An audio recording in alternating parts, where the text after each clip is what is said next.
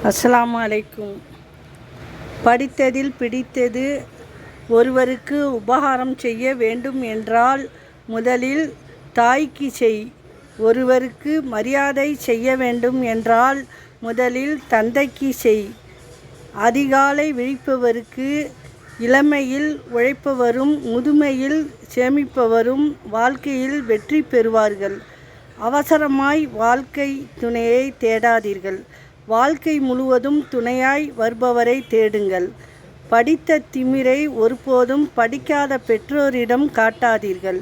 காரணம், படிக்காத அவர்கள்தான் நம்மை படிக்க வைத்தவர்கள் என்பதை நினைவில் வைத்து கொள்ள வேண்டும்.